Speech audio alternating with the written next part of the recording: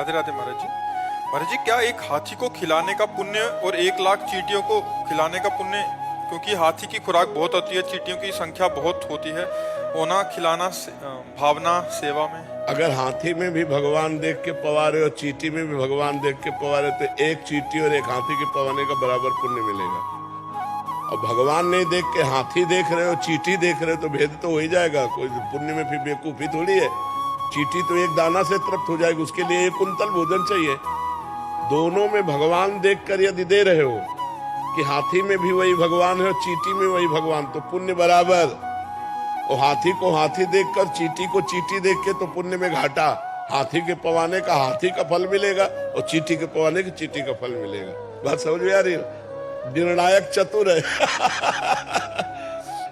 एक हाथी को खिलाते तो 1 आत्मा को पुण्य मिलता, और 10 लाख चींटियों को खिलाते 10 लाख आत्मा। हमारी बात नहीं समझे। 10 लाख आत्मा है ही नहीं।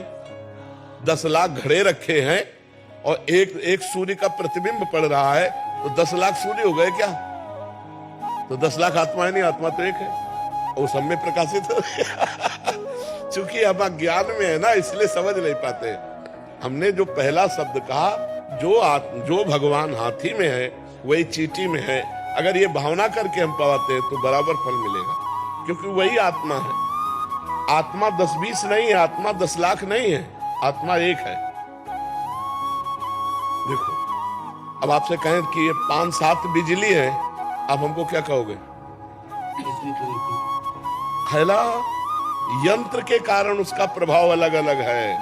हीटर यंत्र है तो गर्मी फेंक रही, पंखा है तो हवा फेंक रही, एसी है तो ठंडा फेंक रही, लेकिन बिजली बस। ये खोपड़ियां अलग अलग है, बिजली एक है इनमें। जो बिजली है इनमें वो परमात्मा है, वो एक आत्मा है, एक वाहे गुरु है, वो एक है, वो अनेक नहीं है।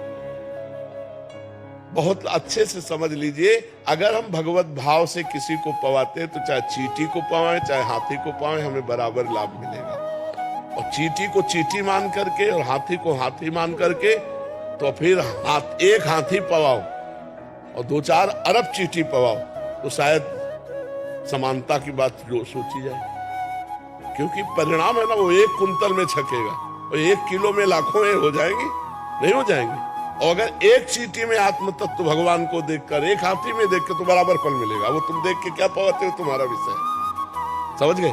मन बहुत चंचल है, इधर उधर बार बार चला जाता है। हमेशा आपकी कृपा से नाम जप होती रहती है, पर फिर भी इधर उधर भटक जाता है। हाँ, कोई भटकने दो, उससे कोई फर्क नहीं पड़ता। मन जाने से हमारी हानि नहीं है, मन के अनुसार तन जाने से हानि है। मन हमारा कह रहा है खा लो, हम नहीं खाए, कोई फर्क नहीं पड़ा। अब मन कह रहा है खा लो, हमने खा लिया, अब फर्क पड़ जाएगा। तो मन जो कहे तो वो तो कहेगा, उसका स्वभाव है। जब तक भगवत प्राप्ति नहीं हो जाएगी तब तक वो कहेगा। तो मन के कहने के अनुसार हम क्रिया ना करें तो मन से हमारी कोई हानि नहीं है। वो धीरे धीरे आ जाएगा, लाइन में आ जाएगा। खूब नाम जप करते रहो। मन के अनुसार क्रिया कर दी तो फिर नहीं आएगा, फिर तो और भटकना शुरू हो जाएगा। क्रिया को रोकना है मन के अनुसार।